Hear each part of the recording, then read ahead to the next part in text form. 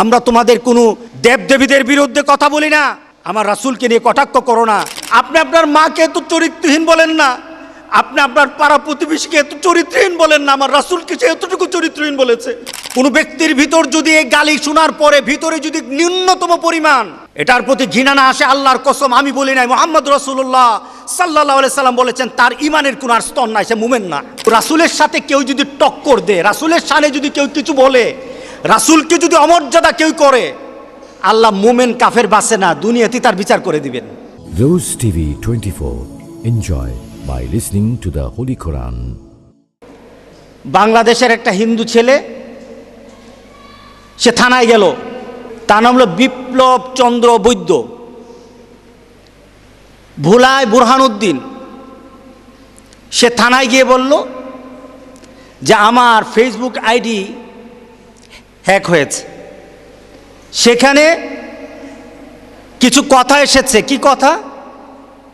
রাসূলের শানে কথা বলেছে, অমর্যাদাকর কথা গালাগালি করেছে আমার রাসূলকে, আমার আল্লাহকে, আমার মাদেরকে গালাগালি করেছে। মুসলমান, আপনার বাবাকে যদি গালি দেয় সেটা গালি, আপনি প্রতিবাদ করবেন, এটা দাবি করে।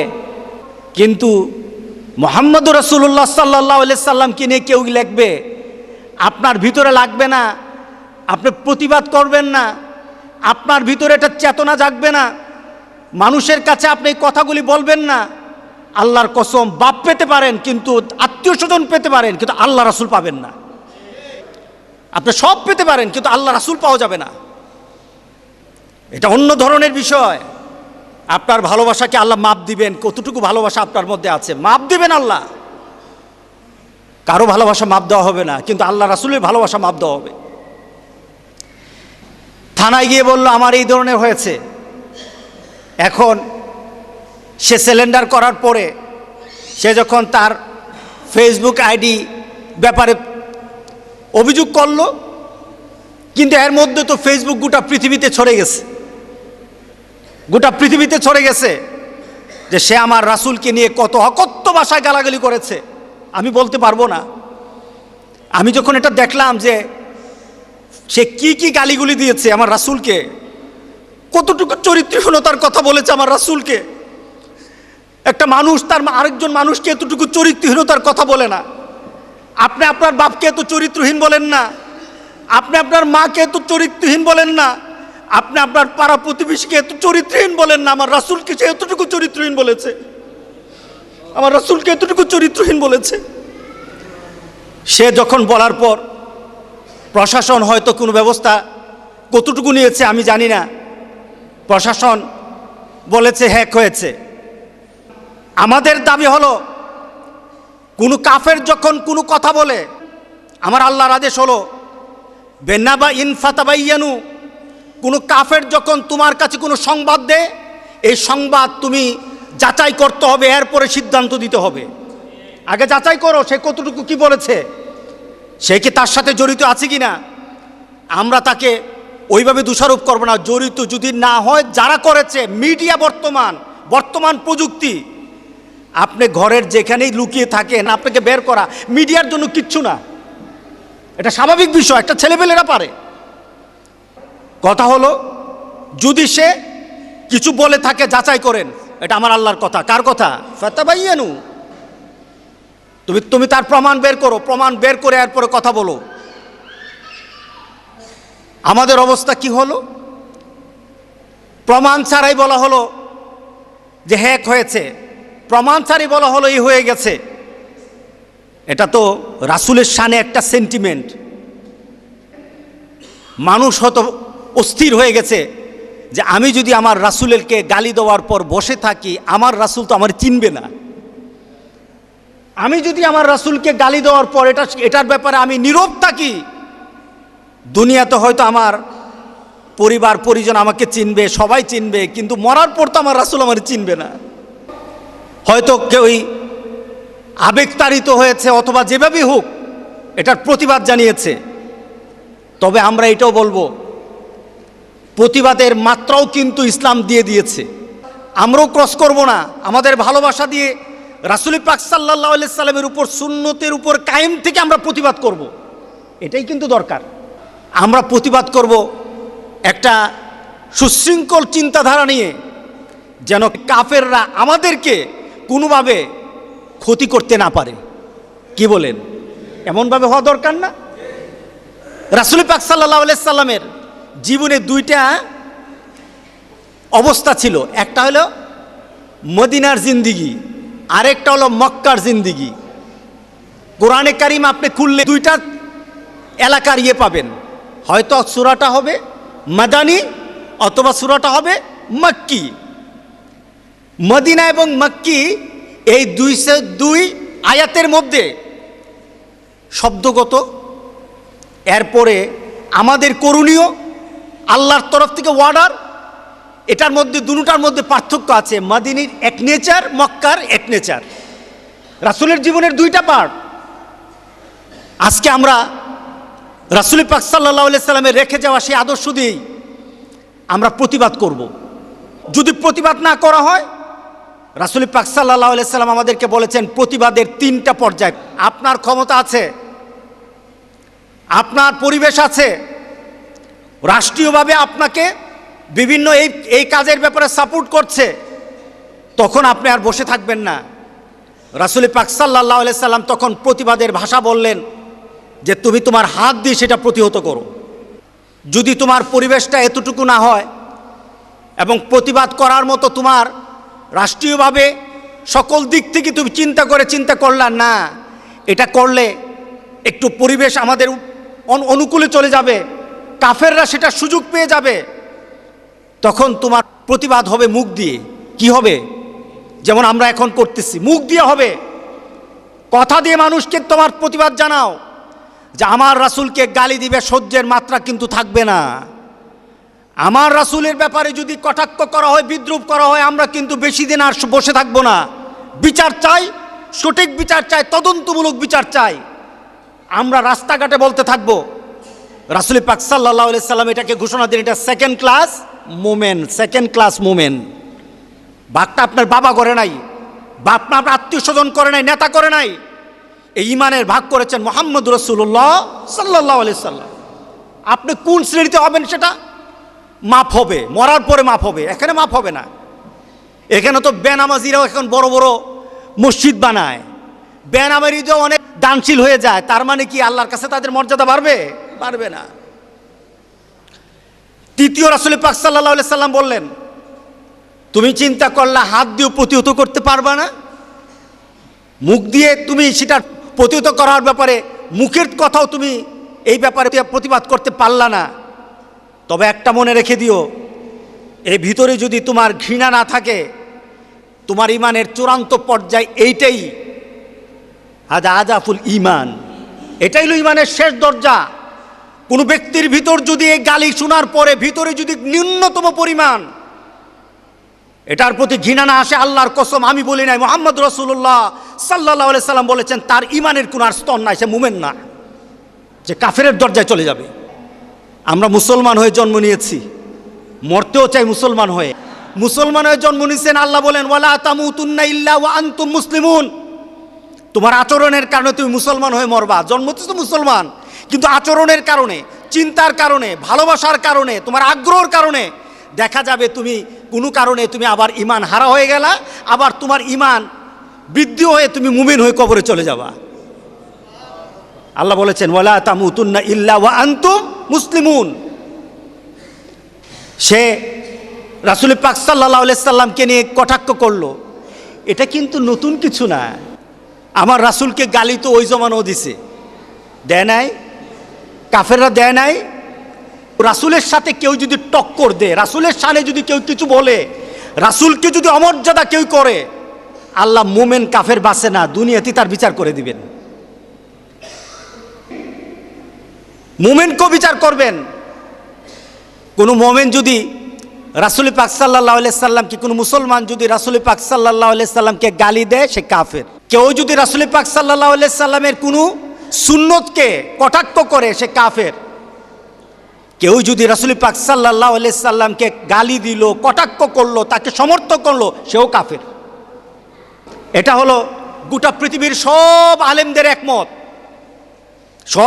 একমত রাসূল পাক সাল্লাল্লাহু আলাইহি সাল্লামের ব্যাপারে কোনো ধরনের আপোষ করা হবে না। রাসূলের সাথে সবসময় ভালোবাসা, আন্তরিকতা, ঈমান চূড়ান্ত দিয়ে আমার রাসূলকে ভালোবাসতে হবে, আমার রাসূলের সাথে থাকতে হবে, তাহলে মুমিন হওয়া যাবে। রাসূল পাক সাল্লাল্লাহু আলাইহি সাল্লামের জামানায় কাফেররা রাসূল পাক সাল্লাল্লাহু আলাইহি সাল্লামকে গালি দিত। আপনাদের জানা একটা ঘটনা বলি, দেখুন বিচার হলো কিনা। রাসূলের শানে কেউ যদি কোনো ধরনের কটাক্ষ করে, তার বিচার আল্লাহ দুনিয়াতে কিভাবে করেন এবং করবেনও, কিয়ামত পর্যন্ত তার বিচার হবে। রাসূল পাক সাল্লাল্লাহু আলাইহি সাল্লামের জন্য চূড়ান্ত একটা দুশ্মনী নিল রাসূলের এক চাচা, বংশের চাচা, নাম হলো আবু লাহাব। একটা সূরা আছে, সূরায়ে লাহাব, ওর নামে একটা সূরাই নাজিল করে দিল। কেউই নামী হয় সম্মানের সাথে, আবার কেউই নামী হয় বেইজ্জতির সাথে, আছে না?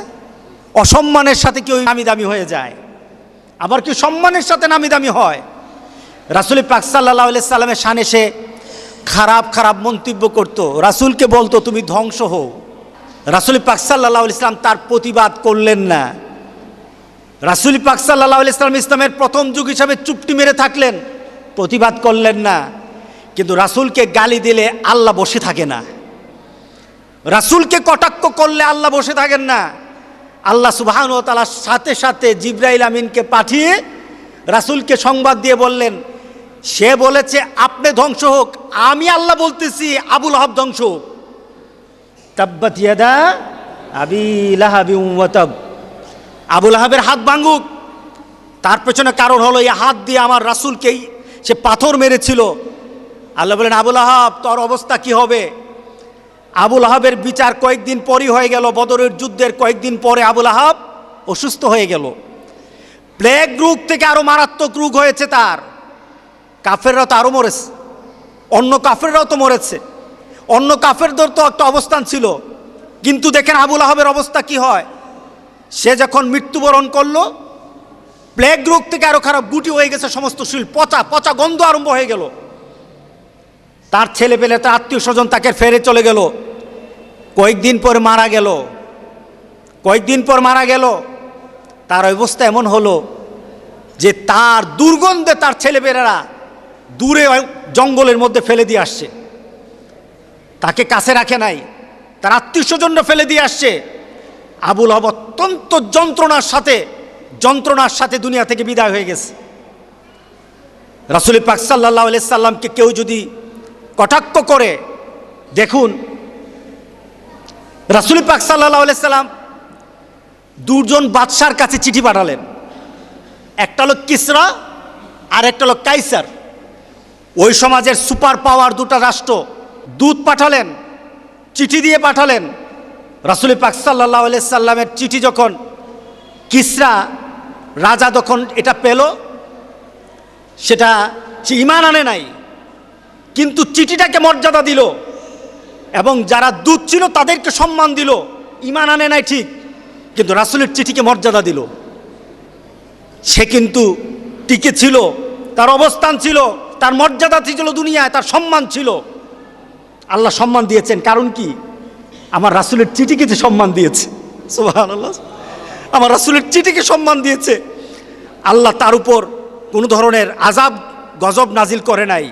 কিন্তু কায়সার রাসূল পাক সাল্লাল্লাহু আলাইহি সাল্লামের চিঠিটা পাওয়ার পর দাম্ভিকতার সাথে চিঠিটা ছিঁড়ে ফেললো, চিঠি টুকরো টুকরো করে দিল।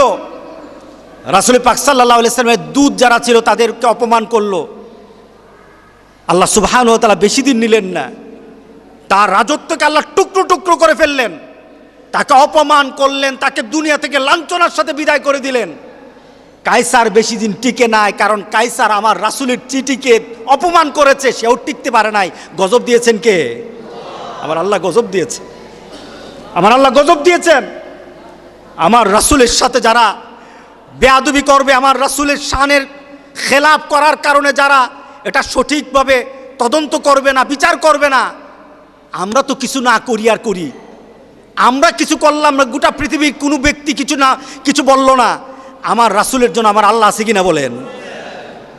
আল্লাহ বলে আমি যথেষ্ট তোর জন্য, আমি তোর জন্য যথেষ্ট। দেখুন বিচার কেমন হয়।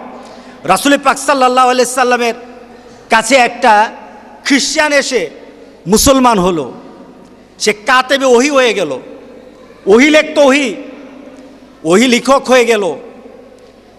রাসূল পাক সাল্লাল্লাহু আলাইহি সাল্লামের কাছে যখন ওহী আসতো সে লিখত, এক পর্যায়ে সে মুরতাদ হয়ে গেল। রাসূল পাক সাল্লাল্লাহু আলাইহি সাল্লামের শানে মিথ্যা কথা বলতো, যে রাসূল পাক সাল্লাল্লাহু আলাইহি সাল্লামের কাছে যে ওহী আসতো আসলে এটা ওহী না। সে মানুষের কাছে বলে বেড়াতো যে এই লেখাগুলি আমি লিখতাম, আমি লিখে লিখে তাকে দিতাম। সে মিথ্যাবাদী, নাউজুবিল্লাহ বলেন না, সে মিথ্যাবাদী। আমার রাসূলকে বিভিন্নভাবে সে অপমান করলো, সমাজের কাছে বলল যে আমি তো ওই লিখছি, আমি তো জানি আসলে ওহী আল্লাহর তরফ থেকে আসছে, আমি লিখে দিতাম, সে লিখতো আর সে তোমাদের কাছে বলতো। রাসূলকে এইভাবে অপমান করলো। রাসূল পাক সাল্লাল্লাহু আলাইহি সাল্লাম তার জন্য মনে কষ্ট হলো, বদদুয়া করলো। আল্লাহ সুবহানাহু ওয়া তাআলা দেখুন, সে মৃত্যুবরণ করলো, সে মারা গেল। মৃত্যুবরণ করার পর তার আত্মীয় স্বজন, তার গোত্রের লোকেরা তাকে নিয়ে মাটি চাপা দিল, তাকে কবর দিল। কবর দিয়ে চলে আসে, এরপরের দিন দেখে যে কবর থেকে লাশ উপরে, কবরের ভিতরে নাই, কবর থেকে উপরে। আবার দাফন করলো, আবার ভালো করে দাফন করলো, এরপরের দিন এসে দেখে আবার লাশ উপরে। তখন তারা বলতে লাগলো যে মুসলমানরা এই কাজগুলি করতেছে, কারণ সে মুসলমানদের শত্রু হয়ে গেছে, সুতরাং মুসলমানরা এই কাজগুলি করতেছে। আবার কবর দিল এবং বড় অনেক গভীর কবর করলো, গভীর কবর করে তাকে সেখানে দিয়ে চলে আসলো। এরপরের দিন দেখলো যে না, ঠিকই আবার আগের মতো কবরের উপরে তার লাশ, মাটি গ্রহণ করে না। আমার রাসূলকে যারা গালি দিবে, আমার রাসূলের গালির সাথে যারা হাত মিলাবে, যারা গালিদাতা, তাদেরকে বিভিন্নভাবে যারা সহযোগিতা করবে, আল্লাহর কসম তাদেরকে মাটি গ্রহণ করবে না, তাদেরকে মাটি গ্রহণ করবে না। প্রমাণ আমার রাসূলের জামানায় যে কাফের মারা গেল, মাটি গ্রহণ করে নাই, এই সমাজে এমন হয়ে যাবে। সুতরাং আমরা রাসূল পাক সাল্লাল্লাহু আলাইহি সাল্লামকে যে গালি দিল, যে হিন্দু ছেলেটা, আমরা তার তদন্ত চাই। আমরা বলি না তার জন্য কোনো ধরনের ইয়ে হোক, তদন্ত চাই, তার চূড়ান্ত বিচার চাই। চূড়ান্ত বিচার হলো আমার রাসূলকে যদি গালি দেয়, আমার রাসূলের হুকুম হলো কেউ যদি রাসূলকে গালি দেয়, আমার আল্লাহর হুকুম হলো তাকে দুনিয়াতে বাঁচানো যাবে না। সরকারের সিদ্ধান্ত দিবে। যেমন কয়েকদিন আগে নুসরাতকে মারা হয়েছে, নুসরাতকে যারা মারল 16 জন, সরকার আন্তরিক হয়েছে। আন্তরিক হওয়ার কারণে কয়েকদিনের মধ্যে রায় হয়ে গেছে। গত কয়েকদিন আগে কি হয়েছে, 16 জনকে ফাঁসি দেওয়া হয়েছে। এখন অ্যাডভোকেট সহ সবাই বলে যে সরকার প্রধান, বর্তমান প্রধানমন্ত্রী এটার প্রতি নজর দিয়েছেন বলে এটা বিচার এইভাবে হয়েছে, নতুবা হইতো না। আপনার আন্তরিকতা চাই, আপনার ইমানের ফল চাই আমরা, আপনার ইমানে আল্লাহ রাসূলের মহব্বত আমরা আপনার কাছে দাবি করি। যে বলেছে তার বিচার আমরা কামনা করি। আর যারা আমাদের ভাইগুলিকে শহীদ করেছে, এটার ব্যাপারে আমরা তদন্ত চাই। বিভিন্নভাবে তো বিচার করতে পারতেন, শাসন করতে পারতেন, একটা মানুষকে বিশৃঙ্খল করে পরিবেশটা অনুকূল আনার জন্য অনেক কিছু আছে আপনাদের। আপনারা না মানলেও তো পারতেন, আপনারা তাকে শহীদ না করলেও তো পারতেন। আপনাদের ভিতরে কি একটু চিন্তা আসে নাই? আপনারা কি মরবেন না? আপনারা কি চিন্তা করতে পারলেন না যে যদি গুলি করে এই লোকগুলি মারা যাবে? লোকগুলি কিন্তু তার বাবার জন্য আসে নাই, তার মার জন্য আসে নাই, তার পরিবারের জন্য আসে নাই।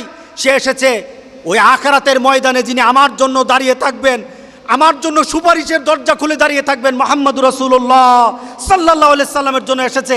সুতরাং তাকে এইভাবে না মারি, আমাদের যদি কিছু ক্ষতি হয় তাদেরকে কিভাবে এখান থেকে দূর সরানো যায় সেই প্রচেষ্টা করি। আমরা সরকারের কাছে এটারও তদন্ত চাই, সরকারের কাছে এই বিষয়ে আমরা বিচার চাই, যেন সঠিক একটা তদন্ত হয়ে আমার শহীদের ভাইদেরকে শহীদ করা হয়েছে সেটার একটা বিচার আমরা কামনা করি। যার বন্দুকের গুলির কারণে তারা শহীদ হয়েছে, কাল হাসুরের দিন কিন্তু তারা দুজনই দাঁড়াবে। যে মারা গেল, যে শহীদ হয়েছে সেও দাঁড়াবে, আর যে গুলি করেছে, অর্ডার করেছে সেও দাঁড়াবে রাসূলের সামনে। হয়তো এমন হয়ে যেতে পারে যে লোকটা শহীদ হয়ে গেল, রাসূল তাকে তার সিনার মধ্যে আঁকড়ে ধরবেন। রাসূল তাকে সিনার মধ্যে আঁকড়ে ধরবেন। আর হয়তো আপনি যদি তাদেরকে জুলুম করে মেরে থাকেন, আপনাকে হয়তো রাসূল বললেন, তোমারে আমি চিনি না, তোমারে আমি চিনি না, তোমারে আমি চিনি না, বিপদ হয়ে যাবে। সুতরাং আমরা আমাদের জুমার দিনে আল্লাহর দরবারে ডাক দিয়ে বলি, মাবুদ আমরা এটা সঠিক বিচার চাই। আমিন বলি, আমিন বলি। আমরা আমার রাসূলের সাথে যেন দাঁড়াতে পারি। এই একটা ইমানি শক্তি যেন আল্লাহ আমাদের দিলের মধ্যে আল্লাহ পয়দা করে দেন। আমি হয়তো এখনো মারা যেতে পারি, কিন্তু আমার ভালোবাসা কিন্তু মরবে না, আমার ভালোবাসা কিন্তু খতম হবে না। আমার ভালোবাসা আমার রাসূল পর্যন্ত নিয়ে যাবে, আমার রাসূলের বুকের মধ্যে নিয়ে আমাকে ফেলে দিবে। সুতরাং ওই ভালোবাসা আমরা চাই। আল্লাহ যেন গোটা মুসলমানদের মধ্যে এই ভালোবাসা দান করে দেন। আমরা বিশৃঙ্খলা চাই না। আমরা কোনো ধরনের সমাজের মধ্যে বিশৃঙ্খলা হোক, হানাহানি হোক, মারামারি হোক, আমাদের মধ্যে দ্বন্দ্ব হোক, যারা বিরোধিতা করবে কেউ যদি, তারাও কিন্তু মুসলমানের ঘরে। আর আমরা যারা রাসূলের পক্ষ হয়ে কথা বলতে চাই, আমরাও কিন্তু রাসূলরে চাই, আমরাও কিন্তু রাসূলরা চাই, যারা বুঝে না তারাও চায়। সুতরাং কোনো ধরনের অ্যাক্সিডেন্ট যেন না হয়। আর অ্যাক্সিডেন্টটা হয়ে যাবে আল্লাহ রাসূলকে মহব্বত না করলে তার অ্যাক্সিডেন্ট। তার কি হবে বলেন? অ্যাক্সিডেন্ট হয়ে যাবে। আবু লাহাবের একটা সন্তান ছিল, উতবা উতাইবা, রাসূলকে গালি দিত। রাসূল পাক সাল্লাল্লাহু আলাইহি সাল্লামের দুই মেয়েকে এই দুইজনে বিয়ে করেছিল। আবু লাহাবের ছেলে, তারা রাসূল পাক সাল্লাল্লাহু আলাইহি সাল্লামের মেয়েদেরকে অত্যাচার করলো, ঘর থেকে বের করে দিল। রাসূল পাক সাল্লাল্লাহু আলাইহি সাল্লামের মনে কষ্ট হলো। ওই ছেলেগুলি আমার রাসূলকে গালি দিত, আমার রাসূলকে গালি দিত। রাসূল পাক সাল্লাল্লাহু আলাইহি সাল্লাম আর সহ্য করতে পারলেন না। মেয়ের গায়ে আঘাত, নিজেকে রাসূলকে গালি দেওয়া হচ্ছে, ইসলামকে গালি দেওয়া হচ্ছে। এর জন্য এসে রাসূল পাক সাল্লাল্লাহু আলাইহি সাল্লাম আল্লাহর দরবারে একটা দোয়া করলাম, আল্লাহুম্মা সাল্লিত আলাইহিম কালবাম মিন কালাব। আয় আল্লাহ, এরা দুজনের উপর তোমার বাঘ আছে না, কুকুর আছে না, তোমার বাহিনীর কুকুর আছে না, একটা কুকুর পাঠায় দাও। দোয়াটা করলেন কে? বদদোয়াটা করলেন কে? রাসূল। আবু লাহাব কিন্তু বুঝে ফেললো, মানি না ঠিকই, কিন্তু মুহাম্মদের বদদোয়া যে মারাত্মক এটা বুঝে ফেলেছে। এবার ব্যবসায় রওনা দিল, সাথীদেরকে বলে দিল, সাবধান, তোমরা সবাই আমার ছেলেটাকে হেফাজত করে রাখবা, কারণ তার পিছনে পিছনে কিন্তু মুহাম্মদের বদদোয়া যাচ্ছে, মুহাম্মদের বদদোয়া যাচ্ছে। তারা তাকে বিশাল বড় মালটাল দিয়ে উপরে একটা স্থান করলো, সেখানে ঘুমাতে দিল। আর চতুর্পাশে তারা শুয়ে গেল, একটা পরীক্ষার মতো করলো, একটা বর্ডারের মতো করে ফেললো, একটা এরিয়া বানালো, যেন কোনো বাঘ যদিও আসে, কোনো কুকুরও যদিও আসে, তাদেরকে ক্রস করে যেন সেখানে না যেতে পারে। উঁচার মধ্যে শোয়াইলো। বদদোয়াটা কার? আল্লাহ রাসূলের। আর এটার বদদোয়ার ফলটা দিবেন কে?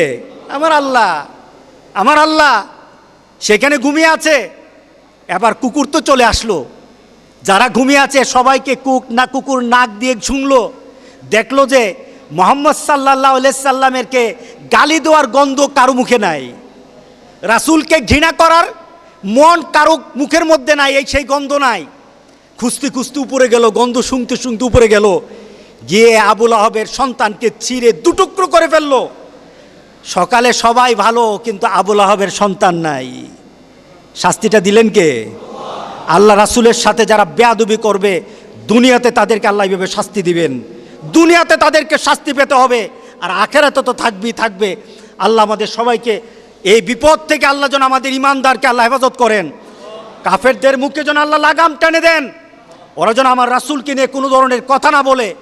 একদিন দুই দিন হয়তো, আরেক দিন হয়তো আমরা সহ্য করতে পারবো না, হয়তো সহ্য করতে পারবো না, কথা ঠিক আছে কিনা বলেন? সুতরাং আমরা তাদেরকে বলি, লাগাম টানো, আমার রাসূলের বিপক্ষে কথা বলো না। আমরা তোমাদের কোনো দেবদেবীদের বিরুদ্ধে কথা বলি না, আমার রাসূলকে নিয়ে কটাক্ষ করো না। আমরা হয়তো সহ্য করতে পারবো না, হয়তো আমরা সহ্য করতে পারবো না, আল্লাহ হয়তো আমাদেরকে হেফাজত করবে, অথবা আল্লাহর রাসূলের জন্য হয়তো আমরা শহীদ হয়ে যাব, হয়তো শহীদ হয়ে যাব। আল্লাহ আমাদেরকে এই একটা পরিবেশ বাংলাদেশে দান করে দিক, এটার সঠিক বিচার আমরা কামনা করি। যেখানে যাবেন এই কথা বলবেন, আমরা বিচার চাই, বিশৃঙ্খলা চাই না আমরা। মিছিল মিটিংয়ে কি হবে বলেন?